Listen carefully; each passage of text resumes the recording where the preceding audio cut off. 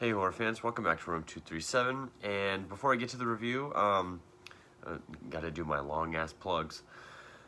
Go to my recent video, thank you to 500 subs, that's the latest Q&A video.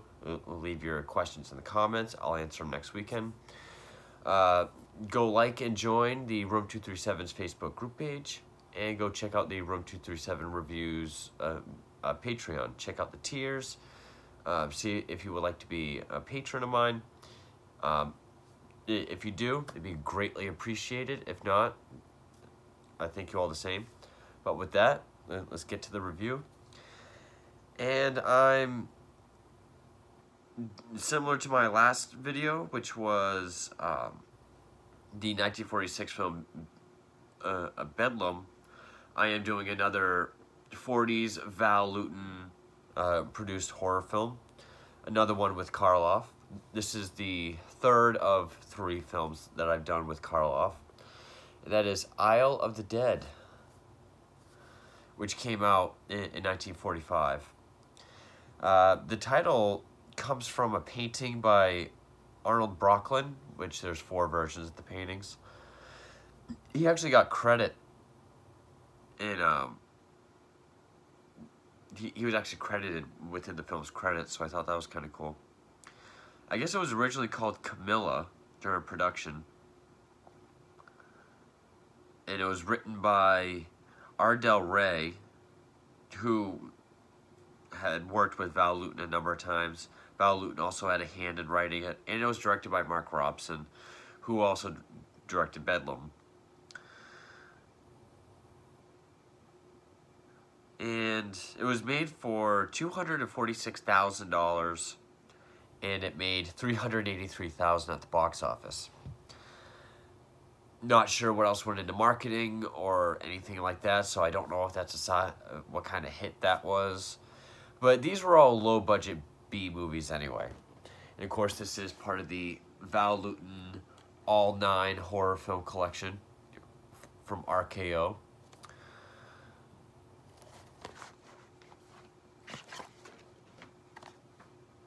So, I'd already reviewed Bedlam. Now I'm going to do Isle of the Dead.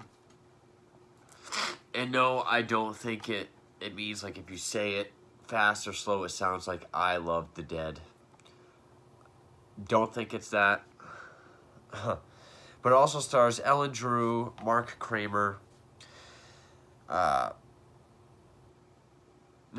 Napier, which this was 21 years before he would go on and play Alfred in the Adam West Batman show. Helen Thimmig, Catherine Emery, Mark Kramer, Jason Robards Sr., Ernest Dutch, Skelton Nags, Sherry Hall, and Eric Hansen. The only reason why I listed all those people was because that is literally our entire cast. This is a very, not so much claustrophobic kind of setting, because we are in one house or castle, whatever you would want to call it, on an island, but it is this limited location kind of film. It took 2 weeks to film in the summer of '44.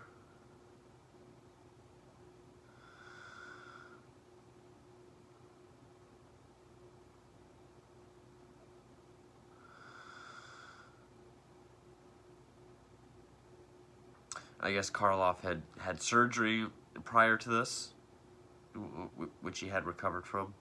This has an 86 on Rotten Tomatoes, which I think, because Body Snatcher also has a high rating.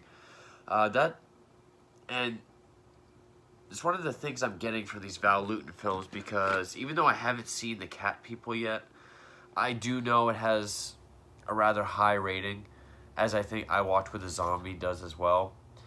And that's one of the things, like Val Lewton, he made these low-budget B horror films, but they were all consistently high-rated and got decent reviews. They weren't acclaimed, but they got good reviews. And I think it's because at the time, he focused more on psychological horror, psychological thriller. mixed with different types of horror. Like this is obviously like a plague, a film that deals with the plague and fear of religion, fear of, you know, death, fate. Not so much the crumble as a unit, but like take Cabin Fever, but without the frat boy douchebaggery that Eli Roth always puts in his films, and make it more like a 1940s kind of, you know, like more like a House on Haunted Hill kind of environment. Because he really knew how to make these more moody, atmospheric, thought-provoking films back then. Especially at a time where monster films, which was the height of horror for years, by the time World War II had ended, monsters weren't scary anymore. They were on their way out. What is our next step? I mean, that's why Lugosi wasn't in very many films around this time. Karloff was very versatile. He was always able to find work. And this is this is a role of his where he's actually a good guy. I mean, he does have an arc where, you know, he starts out here. You think he might be somewhat of a bad guy, but by the end of the film, he's actually a bit of a hero. And it's not to say that it's uncommon for, well, it kind of is, at least from what I've seen. And, of course, Karloff is great, as always. I mean, he always brings his A game. So basically, you have this group of people who are on this island called the Isle of Death. And this is around 1912, the Balkan Wars, which is when the film opens up. Troops are burying their dead. Karloff is a general. And at this house, there's a group of people there. One of which is Alan Napier, Alfred from Batman '66. His invalid wife, played by Catherine Emery. Housekeeper Kyra, who sort of dresses like a nun. She's played by Helen Thimig. There's the archaeologist doctor, Aubret, played by Jason Robard Sr. There's the American reporter, Oliver Davis, played by Mark Kramer, who is with Karloff. A tinsmith, Andrew Robbins, played by Skelton Nags. And where's the doctor? Oh, and then there's Dr. Drossos, played by Ernst Dutch. And basically, they're all there.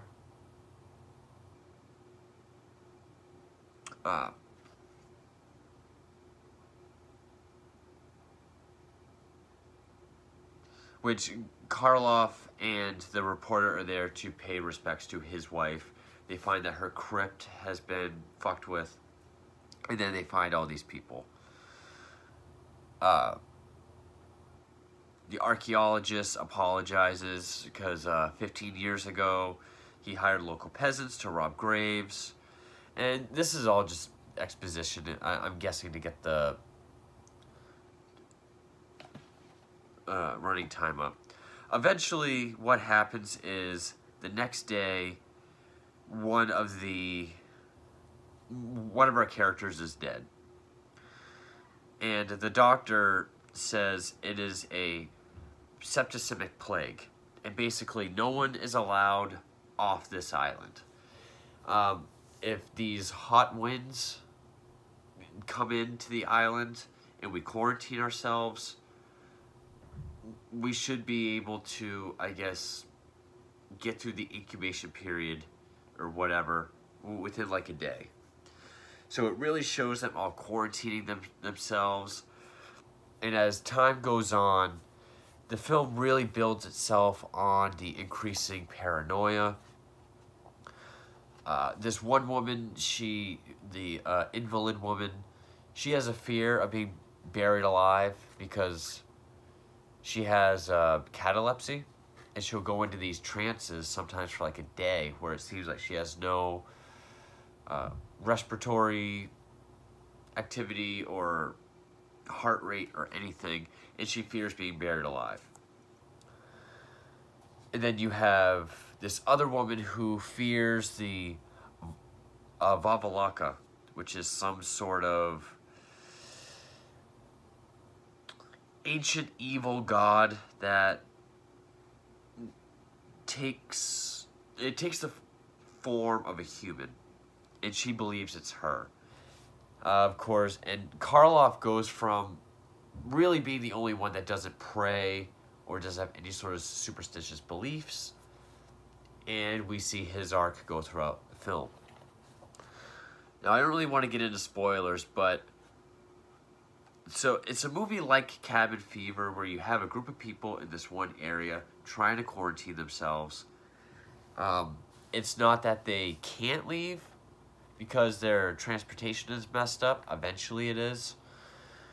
But it's more like, you know, we all just have to stay here or else it's just going to get worse. And the increasing paranoia, the you know, that one woman fears she's going to have a spell, she's going to be buried alive. And the fear of this evil malevolence, the fear of the plague. That's what really drives and carries this film. It makes it very interesting. And again, like Bedlam, it's quite different for its time. And I thought that was very interesting. And it just keeps building up and building up until the end, where I guess I'll get into spoilers here. I do recommend this. Like I said in my last review, if you're a fan of Karloff or a fan of like Golden Age Hollywood or horror or even psychological thriller and horror, definitely check this. It's different, it's slower, it's not going to be the mind-fucky films that you're probably used to today, but it's because it's more, you know, trying to build tension without monsters, which was very different at that time. Eventually, yes, the doctor does die. He's really the only one that knows that that woman has her condition. She does have a spell, and they do put her in, you know, a wooden casket in a tomb. This other woman keeps believing that she's this evil spirit. The housemaid believes that she is as well. More people start showing symptoms of being sick, including Karloff. Karloff starts believing that that woman is the evil force. The woman wakes up in the casket, gets out. She's driven insane by her fear coming to life.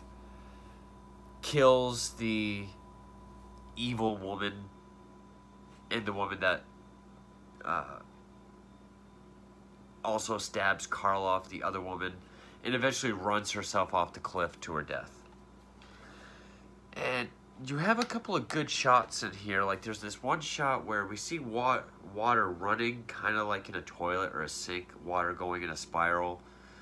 And we just see hands dipping in to wash it. They're constantly washing their hands, all from different parts of the screen. I thought that was interesting. After Karloff gets stabbed, we get this downward angle shot of like a bed with him slowly crawling around it. I liked that shot.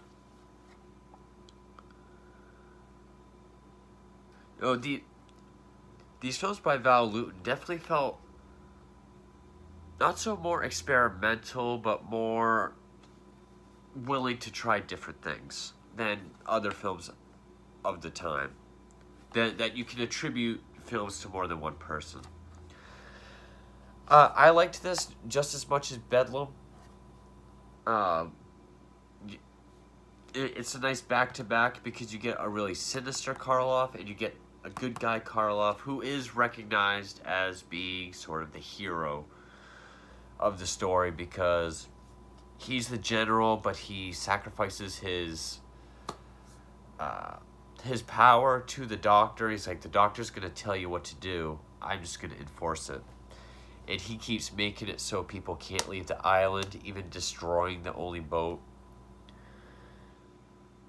And he's the one without the superstition and beliefs, and by the end of it, he starts thinking we ought to kill her because she is this evil entity. And by the end, everything's said and done, and they give him a eulogy. Because there's like this burning thing outside. Whenever someone dies, they throw something in it, pay their respects. They do give him a eulogy at the end and say he was a man that just wanted to protect us. It's, again, like this film that in my last video, I talked about, it's different seeing these kinds of films from this period. You don't really get the really mood builders, the tension builders, the atmosphere, especially ones like this with the more realistic look, like, okay, it's a plague. And we all have to quarantine ourselves, but, you know, everyone's paranoid about different things and is tearing us up. For the 40s, that was kind of different to have that more psychological aspect in the film. And I thought this was very interesting. I mean, it's only 72 minutes. It's very short. But I really liked Isle of the Dead. So if you haven't seen it, definitely check it out, even though I've already gone through the spoilers. But anyway, thank you for watching.